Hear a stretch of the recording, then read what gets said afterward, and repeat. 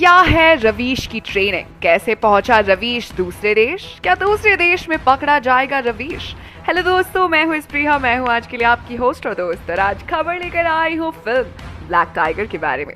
B town के भाईजान पहली बार किसी बायोपिक फिल्म में काम करने जा रहे हैं और ये फिल्म कोई और नहीं बल्कि ब्लैक टाइगर है। इस फिल्म में सलमान के अलावा कृति सैनन, शाहिद अहद हुसैन और शौर्य शिफूजी भी नजर आ सकते हैं। जैसे कि हमने आपको पिछली वीडियो में बताया था कि कहानी में पहली बार ब्लैक टाइगर के नाम का जिक्र होता है, जहां स्टोरी अपने फ्लैशबैक में जाती है। रवीश यानी सलमान खान एक कॉलेज गोइंग स्टूडेंट है। एक दिन रवीश को अगवा करा लिया जाता है। देश में बढ़ रहे बॉम्ब ब्लास्ट को खत्म करने और खुफिया जानकारी के लिए इंटेलिजेंस डिपार्टमेंट रवीश को दुश्मन देश भेजने का सोचता है।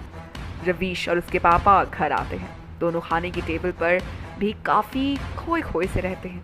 रवीश की माँ यानी अनुराधा पटेल उनसे पूछती है, क्या हुआ, आप दोनों कुछ परेशान से लग रहे हैं? रवीश और उसके पापा झूठ बोलते ही हंसते हैं और हंसने का नाटक करने लगते हैं। सोने का वक्त होता है। रवीश अपने कमरे की खिड़की से बाहर देख रहा है। तब तक उसके पापा कमरे में आते हैं और कहते हैं, बेटा अपनी माँ को मत बताना तुम्हारे इस मिशन के बारे में, वरना वो जीते जी मर जाएगी। रवीश कहता है, हाँ पापा, फिर उन्हें गले लगा लेता है। अगली सुबह रवि उठता है और देखता है कि उसकी माँ उसकी कॉलेज जाने की तैयारी कर रही है। उठ गया बेटा, चल जल्दी से रेडी होकर आ जा, तुम्हारे लिए आलू के पराठे बनाए हैं। रवीश की आंखों में आंसू आ जाते हैं। वो रेडी होकर खाने की टेबल पर बैठता है और पराठे खाने लगता है। रवीश को जल्दी जल्दी खाते देख उसकी माँ कहती है, अरे बेटा आराम से खा, तू तो ऐसे खा रहा है जैसे आज के बाद तुझे ये पराठे कभी नहीं मिलेंगे। हाँ, अपनी माँ के मुंह से ये सुनकर रवीश अपने माँ को गले लगाकर रोने लगता है। उसकी माँ को ये थोड़ा अजीब लगता है और वो रवीश से पूछती है, क्या हुआ बेटा, कोई बात है क्या? तो रवीश के पापा कहते हैं, अरे तुम्हारे प्यार से रो रहा है वो। रवीश घर से निकलता है। रवीश के बाहर जाते ही उसकी माँ का दिल तेजी से धड़कने लगता है। रवीश के पापा उसे अंदर ही अंदर ये आशीर्वाद देते हैं कि वो जहाँ भी जा रहा है वहाँ से कामयाब होकर लौटे। अगले सीन में रवीश इंटेलिजेंस हेडक्वार्टर के अंदर है, जहाँ पर उसके सामने सीनियर ऑफिसर यानी शौर्य शिफूजी बैठता है। सीनियर ऑफिसर एक आदमी को बुलाता है जिसका नाम असलम है। असलम यानी दानिश भट्ट बचपन से ही बॉर्डर के गांव में रहा है, इसीलिए उसे दुश्मन देश की भाषा बखूबी आती है। सीनियर ऑफिसर कहता है, इससे मिलो, यह असलम है, ये तुम्हें वहां की बोली सीखने में मदद करेगा। फिर एक फोन करता है और फिर रवीश से कहता है, तुम अपने सारे डॉक्यूमेंट्स मुझे दे दो ताकि मैं उन्हें डिस्ट्रॉय कर सकूं। रवीश कहता है, डिस्ट्रॉय क्यों सर? सीनियर ऑफिसर बताता है कि रवीश को दुश्मन देश में जाने से पहले अपने सारे हिंदुस्तानी डॉक्यूमेंट्स को डिस्ट्रॉय करना होगा ताकि जितने वक्त भी वो वहां है उस पर किसी को 1% भी शक ना हो। कल से तुम्हारी 1 महीने की ट्रेनिंग शुरू होगी, सो बेस्ट ऑफ लक। ऐसा कहता हुआ सीनियर ऑफिसर वहां से चला जाता है। 1 हफ्ता बीत जाता है लेकिन रवीश का कहीं कुछ भी अता पता नहीं है। उसकी माँ रवीश के लिए परेशान होने लगती है। एक दिन कॉलेज के कैंपस में आग लग जाती है। कॉलेज के सभी लोगों को सेफ्टी के लिए बाहर निकाला जाता है, लेकिन कहीं से खबर आती है कि अब भी एक स्टूडेंट कैंपस के अंदर फंसा हुआ है। और शकीर को पता चलते ही कि वो और कोई नहीं बल्कि फैजान ही है, शकीर अंदर जाकर फैजान को बाहर निकालता है। कुछ ही देर में वहां पुलिस आ जाती है और सभी स्टूडेंट से उनका कंट्री आईडी दिखाने को बोलती है। जब शकीर के पास पुलिस आती है और कहती है, आईडी कहाँ है तुम्हारी? शकीर अपने बैग में देखता है लेकिन उसे उसका आईडी कार्ड नहीं मिलता।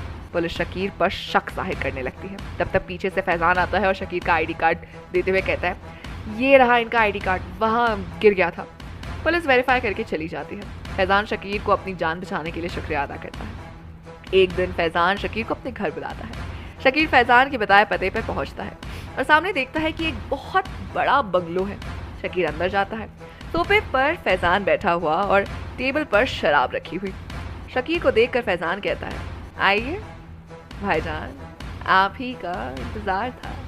शकीर पूछता है, आप इतने बड़े घर में अकेले रहते हैं? फैजान कहता है, हाँ भाईजान, अब इस सन्नाटे का ही सहारा है। दोनों बैठकर बातें करने लगते हैं। शकीर जानबूझकर फैजान को बहुत शराब पिला देता है ताकि फैजान नशे में ऐसा कुछ राज बता सके जिससे शकीर को अपने मिशन में मदद मिल सके। फैजान अब पूरे नशे में घिर चुका है और वो शकीर से कहता है, आपको पता है भाईजान, मैं अकेले क्यों रहता हूँ? क्योंकि आज तक मेरा किसी ने साथ नहीं दिया। अम्मी बचपन में ही छोड़कर चली गई। अब्बू को अपनी ड्यूटी से फुर्सत नहीं थी, बस देश ही उनके लिए सब कुछ था और मैं इस बड़े से घर में अकेले। और ये कहकर वो रोने लगता है।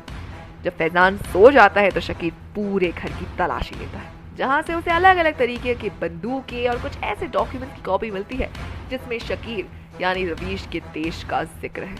शकीर सोचता है कि उसे जल्द से जल्द फैजान के अब्बू से मिलना पड़ेगा।